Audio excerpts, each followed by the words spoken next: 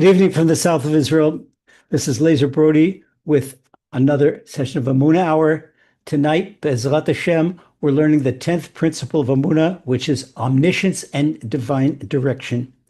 Principle 10 says in the language of Maimonides, language of the Rambam, I believe with complete belief that the Creator, blessed be His name, knows all the actions of every human and all their thoughts. As it is said in Psalms 33, He produces the hearts of them and discerns all of their thoughts. So Hashem not only produces our hearts, but He knows everything that's in our hearts and in our brains. It's all there in front. And some people, it's difficult to believe. Well, someone, wait a second, were you on the computer today? So sure. And did you use Google search today? Yeah, Google. How can Mr. Google know what's going on and all through the world, everything? It's got all this information bank. Oh, yeah, but that's, you can't think.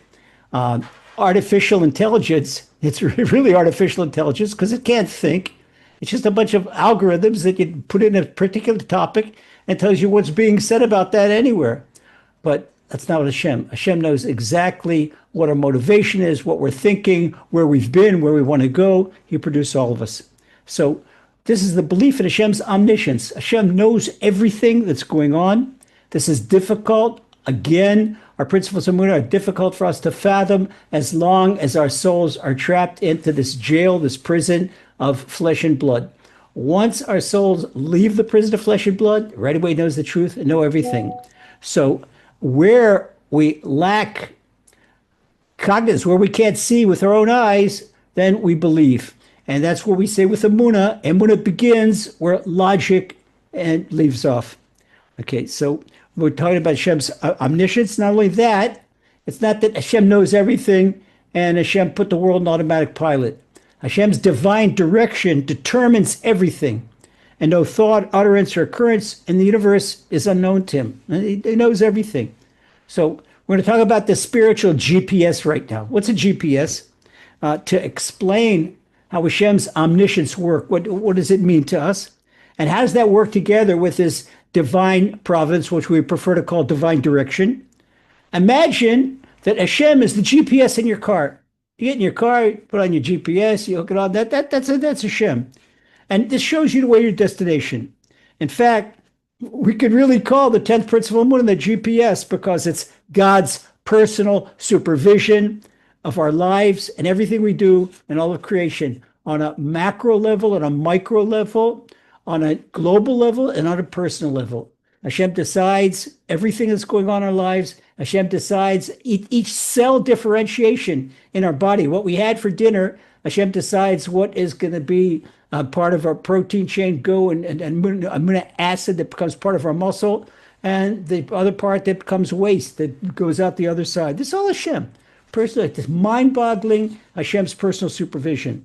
So Hashem's GPS, God's personal supervision, is very, very advanced. It knows everything that's occurring on the road between your point of embarkation and your destination. So when calculating your route, it takes everything into consideration.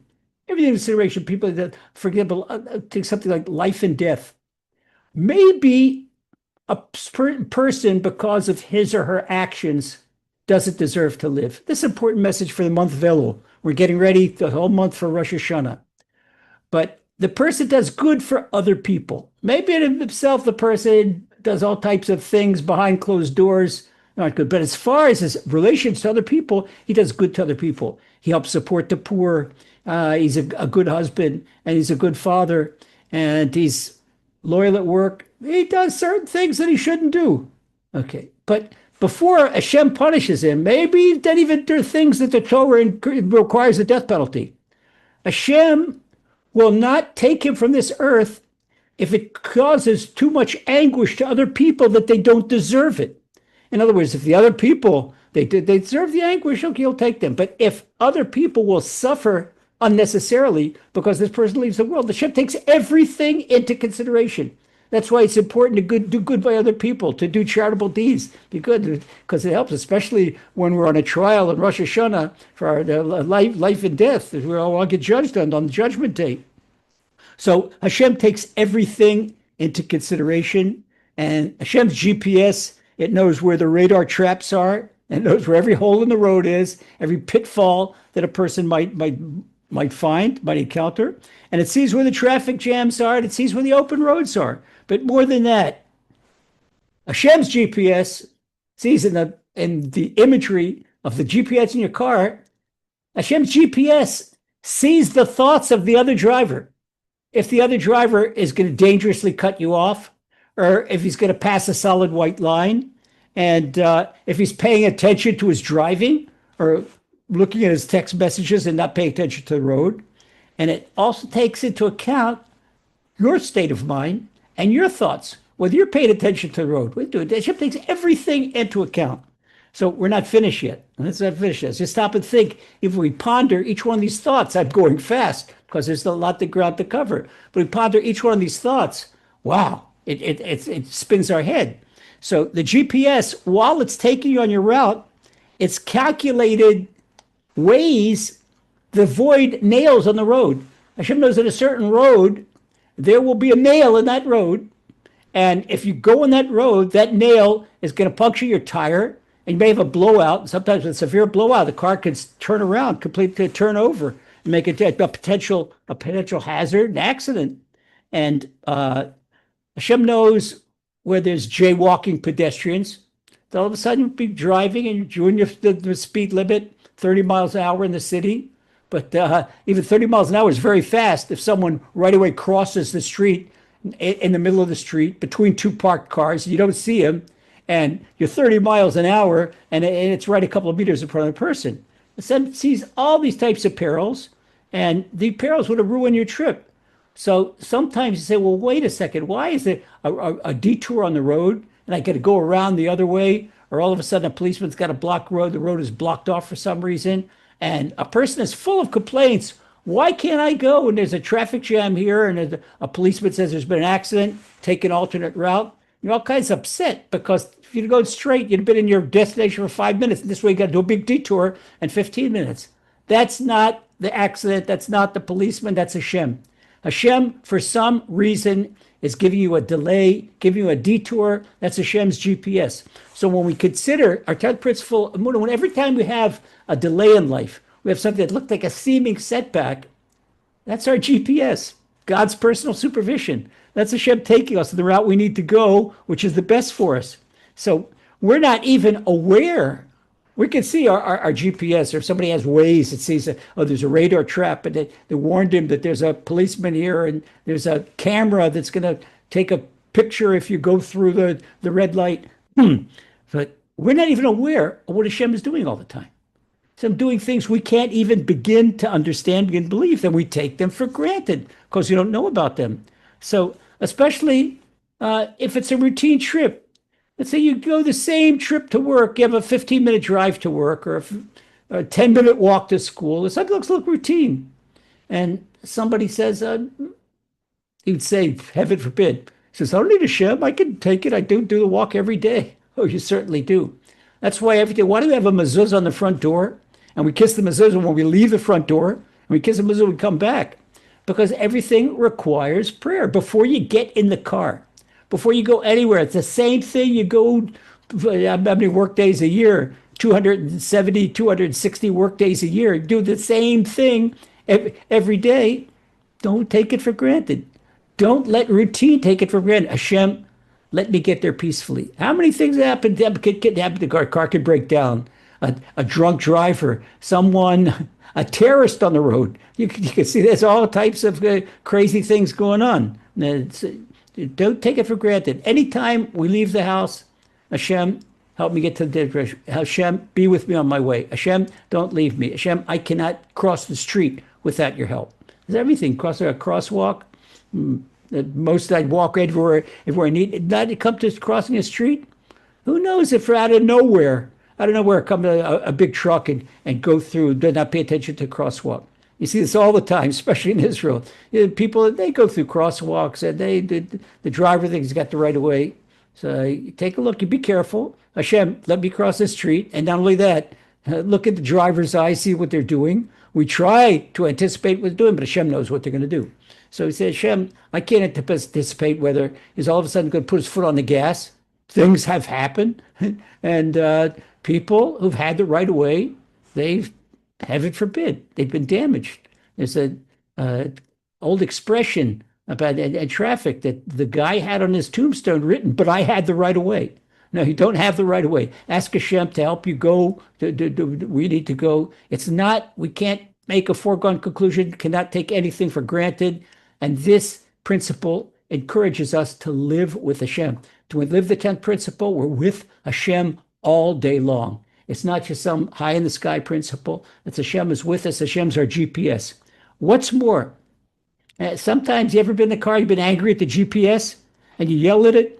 Hey, you said a GPS. How come you took me on Route 495 instead of my usual 295? GPS said, no, you're not going on 295 today. You're going on 495. But 495, that's the Beltway, and it's all this traffic, and 295 is a closer route.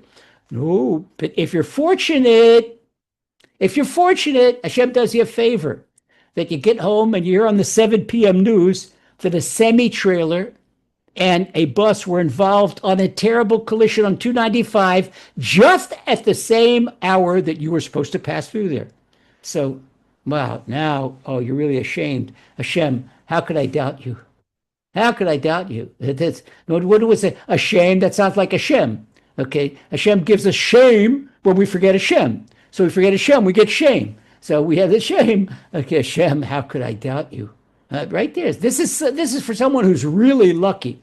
And Hashem shows, after the fact, shows that person, look what I did for you. That's a big favor. That's a big favor. And Hashem does right away. Person says Psalm 100, Mizmor LaTodah. Thank you, Hashem. Say thank you to Hashem. So Hashem's GPS, God's personal supervision, it is a fantastic model. And give me an example. Look at your own body, not in the road. Okay, your own body. You're sitting at home. You're sitting in the office. You're so busy. You haven't paid attention to your own body.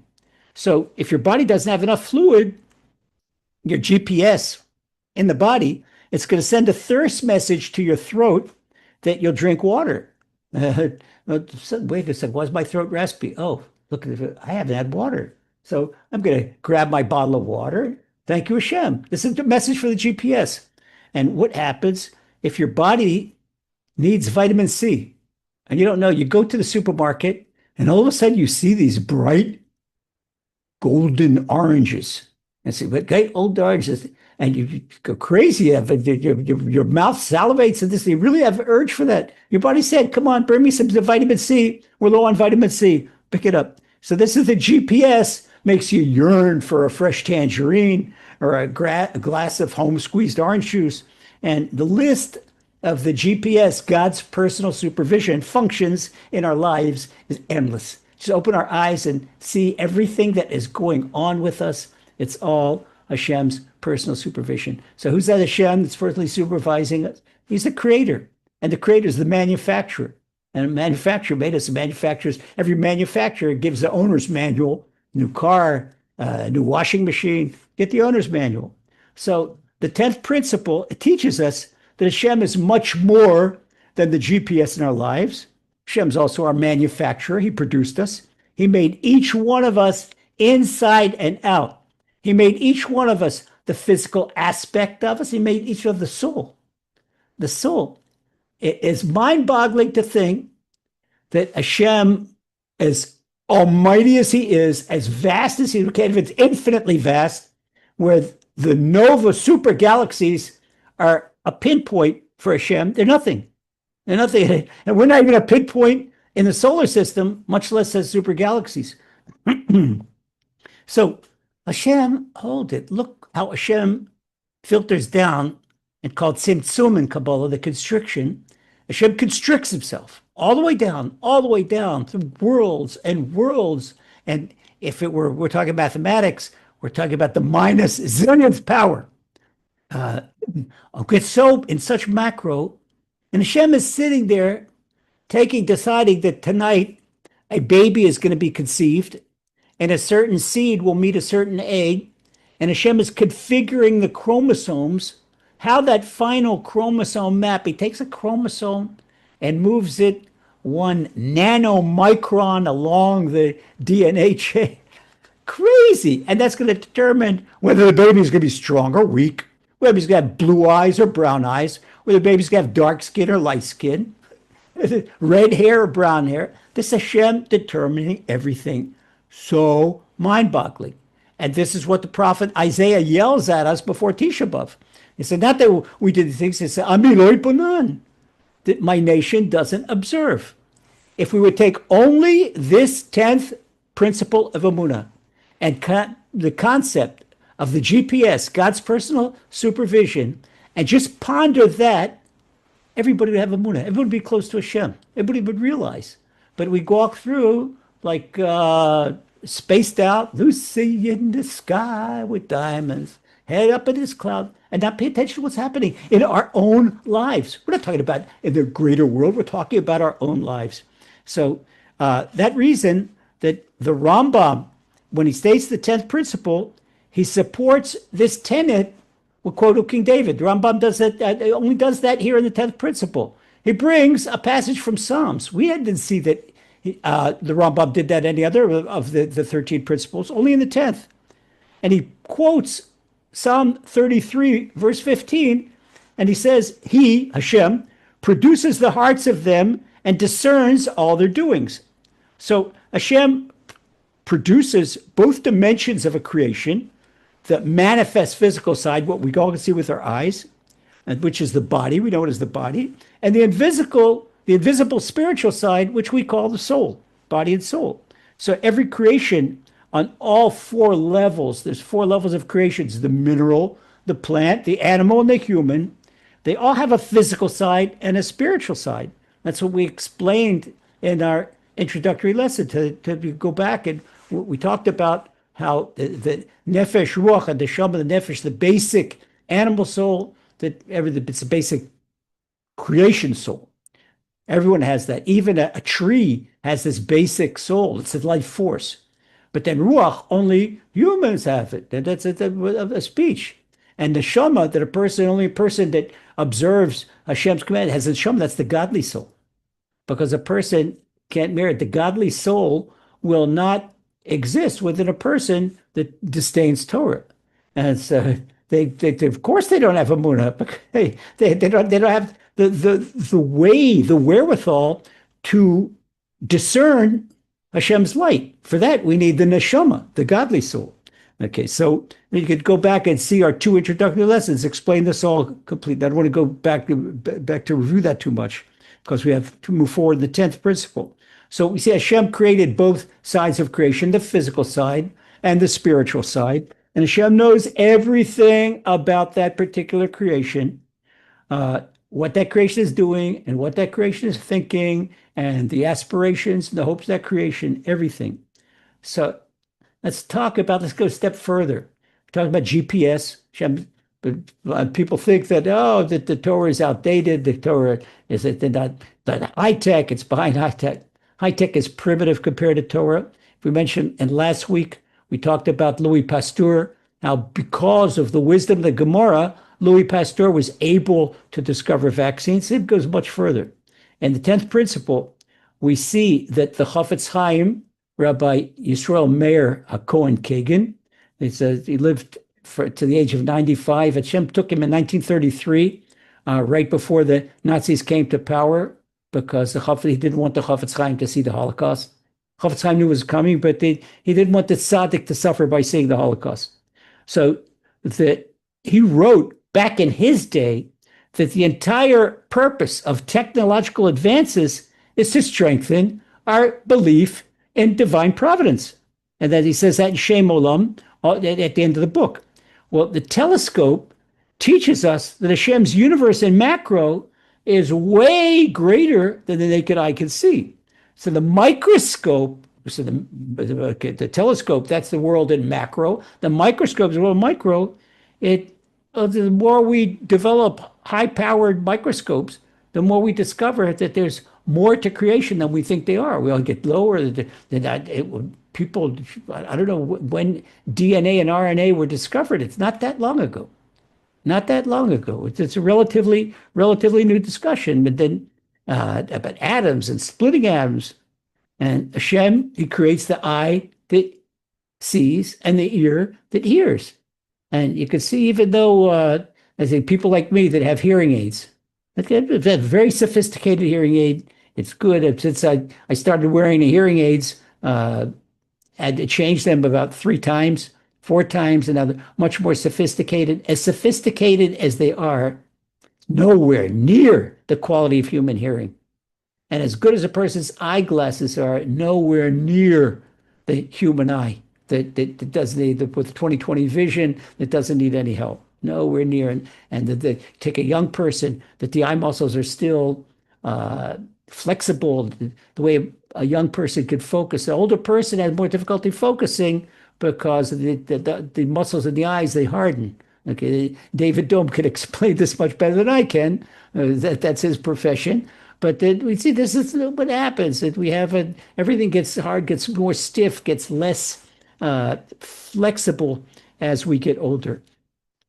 So what happens at this point? King David chastises the wicked people that they think they could get away with hurting other people, robbing and exploiting people as if nobody knows what they're doing. They're talking about it. We just spoke a few minutes before the lesson and speaking to Jacob Lund about some type of big injustice. But people, Jacob has a special sense, again, of indignation of injustice. He can't stand to see the injustice. And if we know that the good people among us can't stand injustice, oh, Hashem does not like it. Hashem doesn't like when one person hurts another person. Now, when a person thinks that he or she can get away with damaging other people, and this is why the Chafetz Chaim, he wrote the book about slander, Lashon Hara, the Chafetz Chaim, he who seeks life. That's he's nicknamed after his famous book. That's the laws of wholesome speech. For a person cannot speak slander and gossip unless subconsciously denies Hashem. You could say a person would be a believer. He could sit in the front of the synagogue, one of the highbrows with his high hat and then talk about other people. Excuse me, what you're doing, sir, that goes against Torah. Not only that, slander involves transgressing 31 commandments of Torah at one fell swoop. There's 70 different negative commandments, 14 positive commandments. So what do you put right? Oh no, but I'm right about that. No, the Chafetz Chaim says slander is even if a person is accurate. Person says something detrimental about the person. Maybe it's true. Okay, but if it's not true, then the person is going to be it'll be libel in addition to slander. Libel is to say something that's not true. Libel. That's something that's not true. So, but in order for a person to make a transgression, unless it's an accidental transgression, a thoughtless transgression, it first is a denial of the 10th principle particularly, and Hashem generally.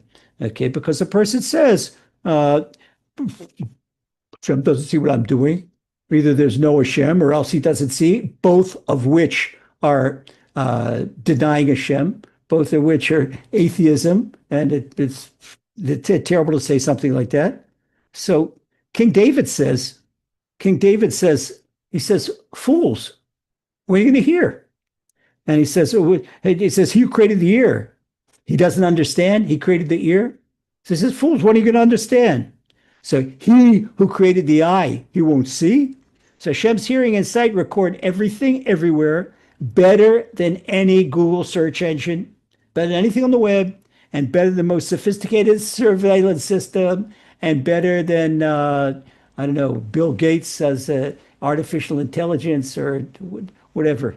A satellite surveillance camera and Google search, they record and document knowledge, but only where they're looking. Google can't record anything about someone that's not on a computer. Okay, they can't, surveillance can't record anything about someone that's not on the web. If you have a little flip phone and local thing, they can't listen in. They can only listen in on something that's on the web. And it says people that, they walk around with these little kosher flip phones, they save themselves a lot of grief.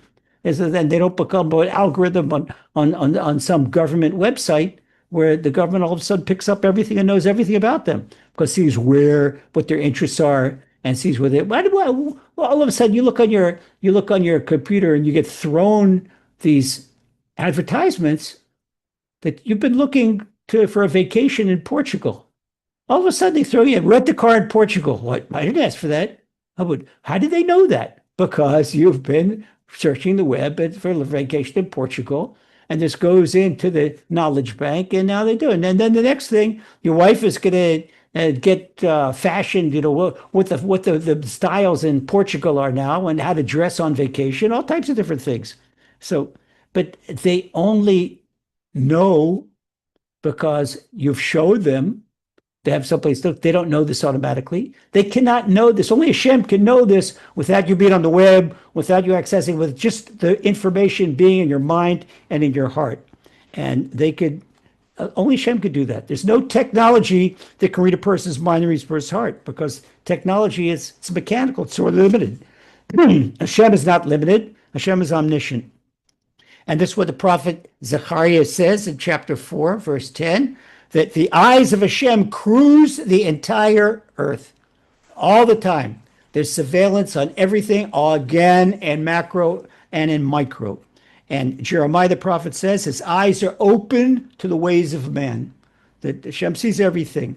And King David says in Psalm 121, the famous passage, the guardian of Israel never sleeps or slumbers. Hashem has never fallen asleep on guard. So the closer we get to Mashiach, the more Hashem enables the revelations of technology in order to realize the omniscience and divine providence. It's not that technology is getting smarter. This is what the Chafetz Chaim teaches us. Hashem is releasing more knowledge so that people start looking, wait a second, where does that come from? And they realize it comes from Hashem. It comes from Hashem. So by observing the creations, we learn more about the Creator. In fact, Rabbi Nachman of Breslov, he begins his magnum opus, Likutei Moran, that we learned Rabbi Nachman's teachings on Thursday night. He says that a person should search, and in discourse number 1, part 1, Rabbi Nachman says that each of us should search for the underlying wisdom in every creation, because by looking for the underlying wisdom in every creation, we get close to Hashem.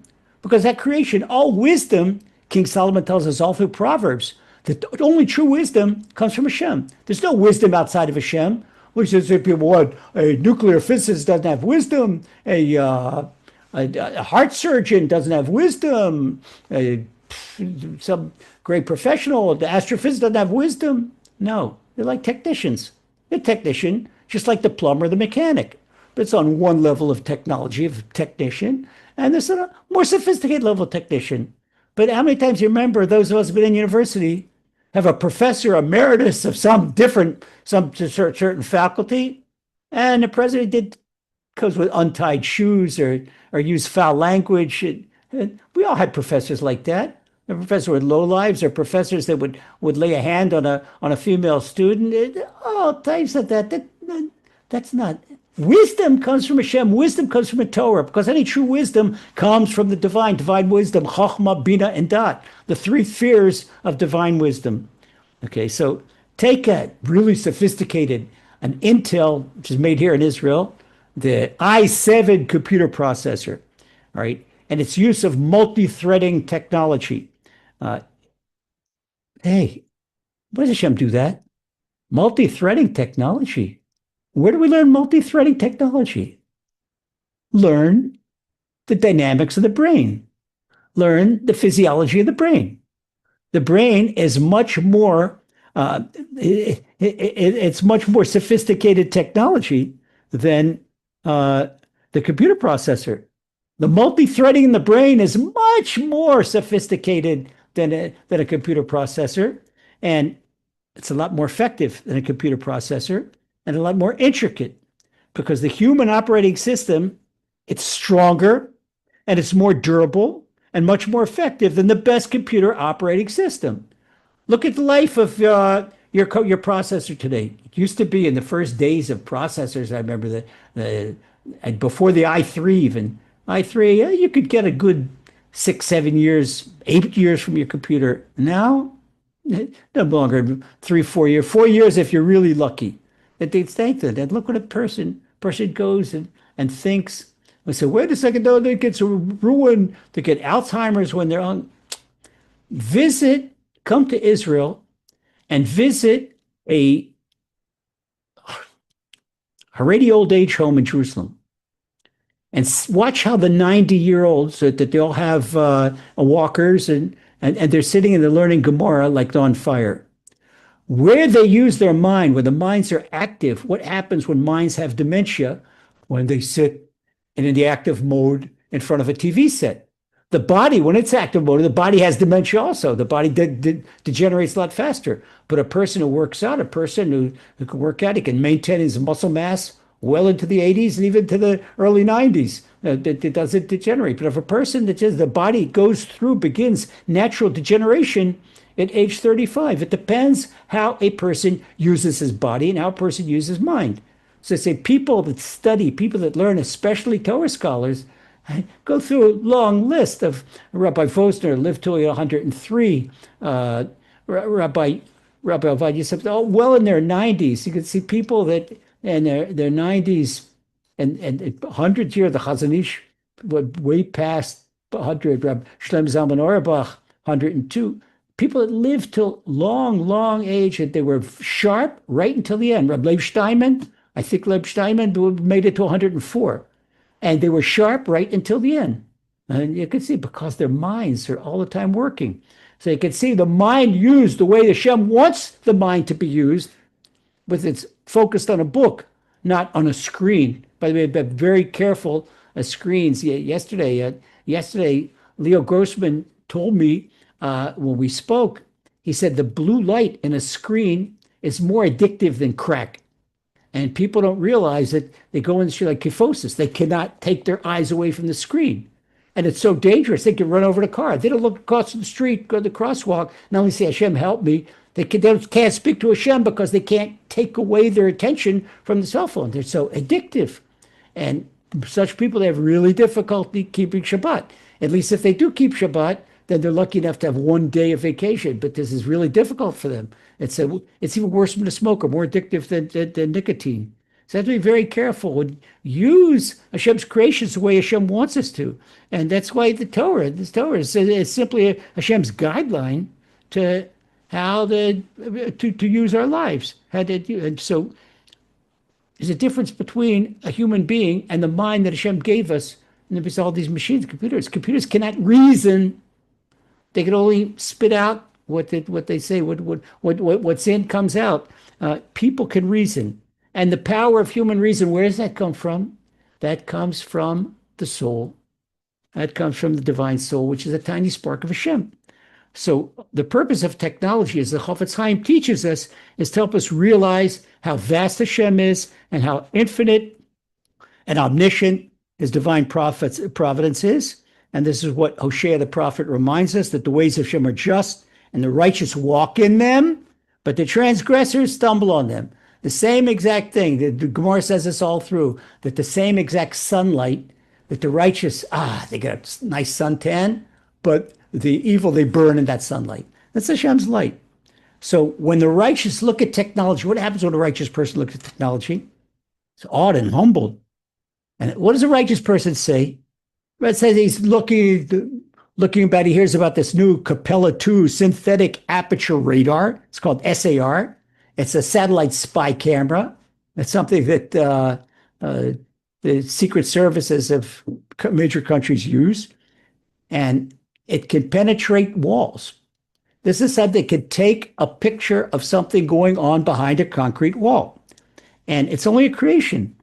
So what that could do, you take a certain satellite, and the satellite has an SAR spy camera called this Capella 2, and it could go down into a bunker, deep bunker in some desert in Iran, and see what these nuclear scientists are doing 80 meters below the ground behind 8 feet of concrete. It's a mind-boggling. So if this is what technology could do, and technology could think, what can a creator do? The creator do? It says it right here. We see it in the second chapter of Ethics of the Fathers. We learn Ethics of the Fathers all summer long. Every Shabbat we learn another chapter. In chapter 2, the Ethics of the Fathers, the Mishnah says, the eye sees and the ear hears, for all your deeds are recorded in a book. This was said 1900 years ago, 2000 years ago. So neither Google search nor Capella space program can make that claim. They can't make that claim that everything is recorded. They can only record what they're looking at. They don't know. And that's why they have all these satellites up, each satellite focused on something else. But like the Hosea the prophet warns, the transgressors stumble on their own technology feats, to think that they run the world, to think that it's the might of their right hand and their cunning, and that they create media outlets and corporations that are more powerful than governments and use them to wield power and uproot Torah values. Take somebody, a scoundrel, somebody evil, like George Soros, that uses all his billions of dollars to fund all these terrorist organizations. It's really terrible. The BDS and anti-Semitism. Here he is, a self-hating Jew that funds anti-Semitism, but he thinks his $1 billion run the world.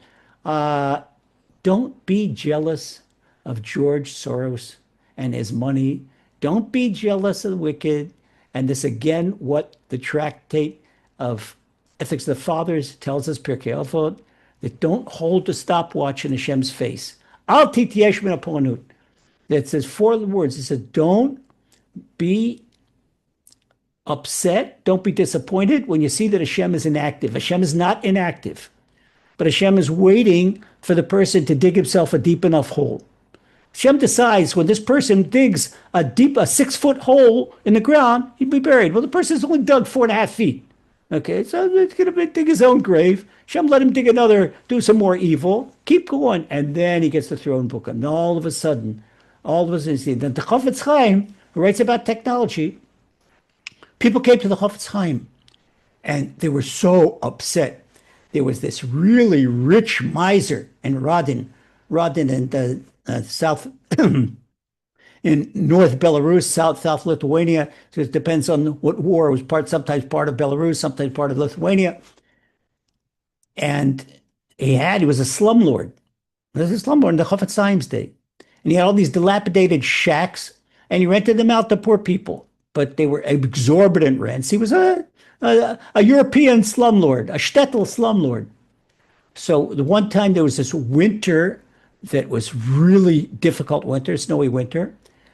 A widow and her son, the widow would make a living. She lived by the main road in this dilapidated shack that the slumlord owned, that she rented from him. And she made a meager living by selling whiskey. She had a barrel. She'd buy a barrel of whiskey and add to it by selling whiskey to the travelers. And the travelers, a cold day, they'd stop and they'd get some a nice shot, warm themselves on the way. Well, this year was so terrible blizzards. There were no travelers on the road, so she didn't have any money. She came looking for the rent, and she says, "I'm sorry. Look at the winter. I make my living I had this little tavern on the road, and I don't have any customers." So he says, "I don't care." He says, "I'm not a free aid society. You owe me the rent." He says, "Either give the rent in another week or you're out." Well, she didn't have the wherewithal to pay the rent. He took the widow and her son and he threw them out in the snow with all their possessions. Well, the town of Radin were up in arms. They were up in arms. They came to Chafetz Chaim. How can Hashem allow this evil? We talked about injustice, such injustice, taking this poor widow, this slumlord. He's got so much, hundreds of thousands, but who knows how many rubles, how many millions of rubles. Who knows he's got, and he throw this widow and her orphan son out in the snow. It was a talk of the town. Chafetz Chaim said, quoted the Ethics of the Fathers, Al tityesh ponut. Okay, don't be impatient with Hashem. Don't be impatient with them. 22 years went by. 22 years later, A rabid dog came into town. And we talked last week, I recognize a rabid dog. Walks on the side of the road, its tail is down, its ears are droopy, and it looks like a gate. It's walking sideways. Well, the rabid dog made a direct beeline, like they say at Monopoly, didn't pass go, didn't collect $200, made a direct beeline to the mansion of the miser. And they walked into the front door, went and bit the miser, bit him in the leg. Well, there was no cure for rabies back then, and he had a terrible, terrible, excruciating death. He finally died, and the Chofetz Chaim, this was a year before the Chofetz Chaim died, 1932. And the Chofetz Chaim says, when people asked him, Rebbe, how did you merit this long life? He was 94 at the time. He passed when he was 95 in 1933. He says, I merited long life for Hashem to show me the completion of circles. They're going to be completed. That this one thing Hashem wanted him to see, that he wouldn't have any question in Emunah. The Chofetz Chaim did this for his beloved son. And Hashem does this something for us. He lets us see these things in the end, and this really encourages our Emunah. Well, the Chofetz Chaim had fantastic Emunah, but there was even more encouraging, so it could teach us from us. So that this happened at 1933, so we're talking about 92 years later, we could tell this on Emunah Hour. But that right there. And so this is what the Hosea the prophet warns, that the wicked are going to stumble on their own transgression of Torah values. So they do everything to paint the Torah and the Torah's loyal observers as primitive and paint themselves as enlightened. We have this right here today in Israel. So nevertheless, they're just as senseless as inane as the people 3,800 years ago that built the Tower of Babel. They did the Tower of Babel. They said, we're going to go up and make a revolution against Hashem. And it's no small coincidence that the global leader of high tech is also the global trendsetter of moral decadence. The social economic structure, it's in severe decline. Don't be jealous. You're going to see this. It's not everything, all the Google and Amazon and all these corporations, okay. Better invest in Emunah. Emunah is a much better stock, especially since you have to invest in it right now before Mashiach comes. So like everything else in creation, Hashem gives us technology, but it's our free choice to use it productively and responsibly. Okay, so to help us internalize the 10th principle and to fulfill Emunah, I'm going to tell you two stories about divine providence. And this is really encouraging. Sometimes you get a story and it really brings it home.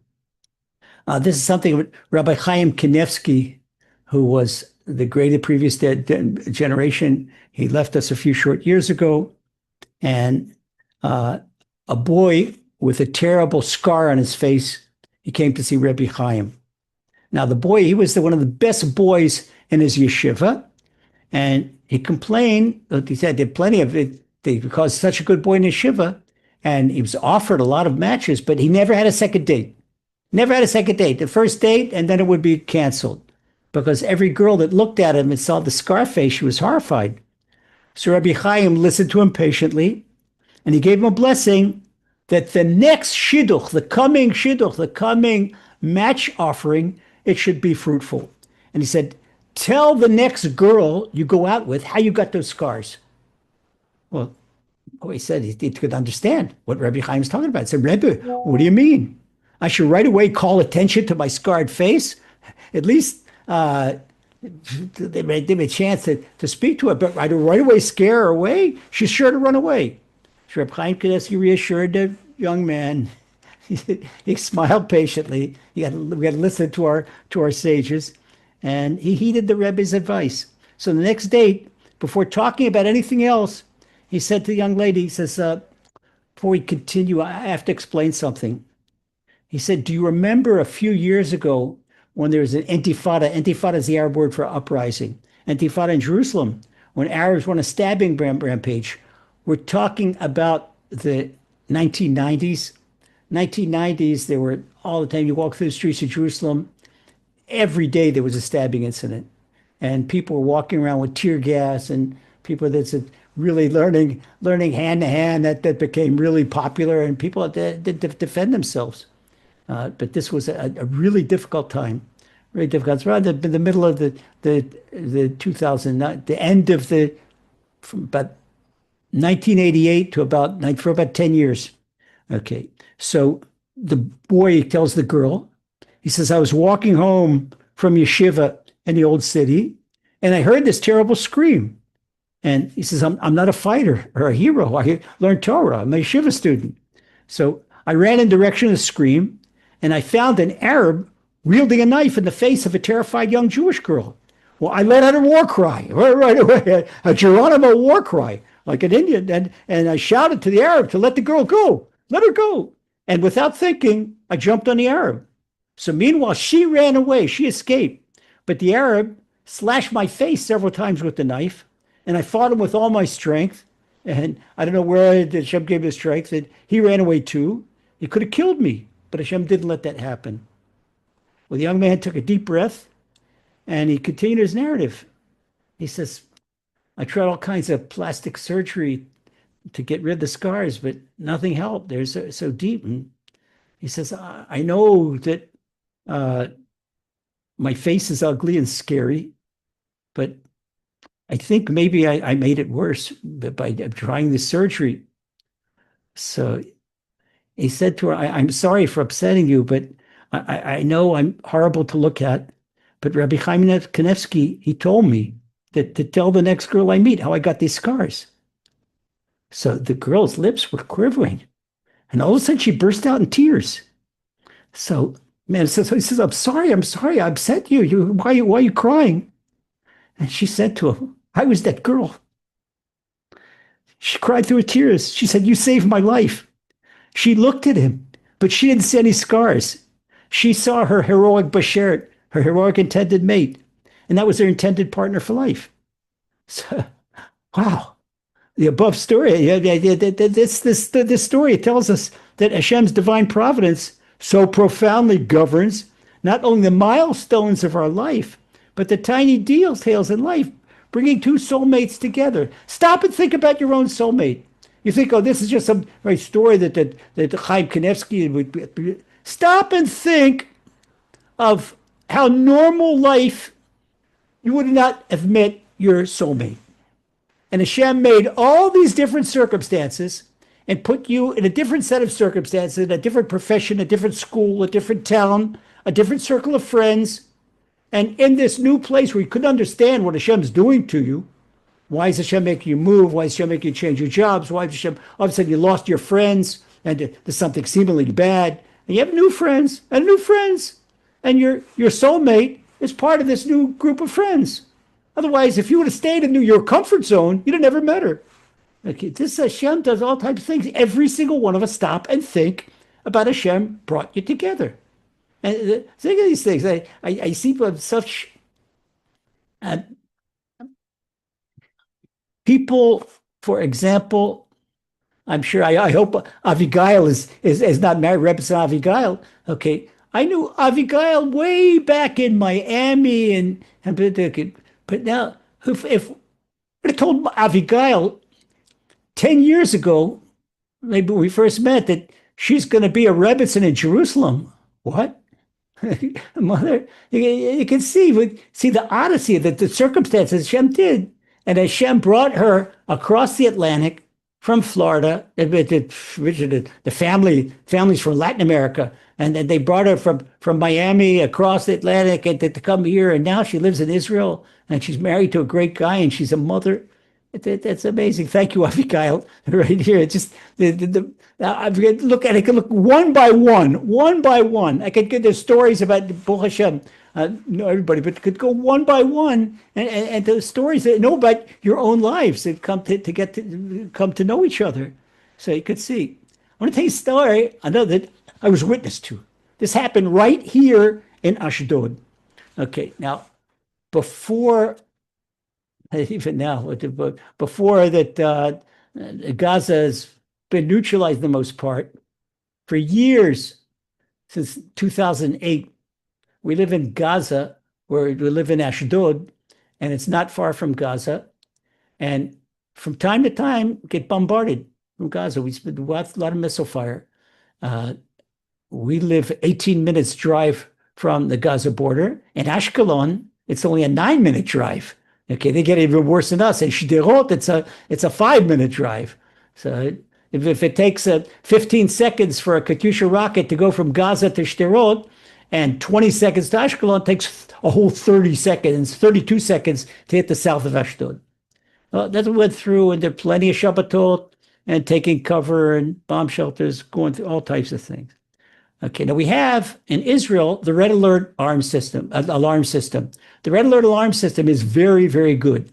It picks up a rocket or a missile as soon as it's fired, and can also predict its trajectory and know where it's going to land. And it doesn't just go for all the country. The particular area, the siren goes off where a general area where that is about to land. So this is something we became very, very used to. And the kids go in the street and they get so used to it, they imitate the sirens all day long. And they're really unnerving.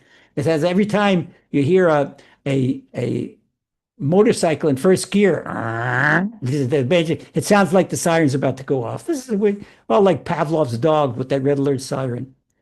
Okay, one time we were under attack from Gaza, and there was in the Port Authority, this in the north of Ashdod, where the port is, they erected these igloos. We call them igloos. They're concrete. They look like igloos, but they're concrete portable shelters. And it's a long place for a longshoreman who's in a crane unloading these containers from the ships at the Ashdod port, to go all the way back into a port warehouse, into a bomb shelter. So they made these portable bomb shelters. These big igloos where about a dozen or 15 longshoremen can take cover. They go up the cranes, they run, it's right there, and it's no more than a 15 second run right away. They have to get off the cranes and go. So one time, after the red alert system, it literally foolproof. It works fantastic. There's one time that the port of Ashdod took a direct hit from a missile. But for some reason, the red alert alarm didn't go off. And the longshoremen, they kept on working on the cranes, kept on unloading the ships. Okay, so a barrage of rockets hit the igloo on the pier.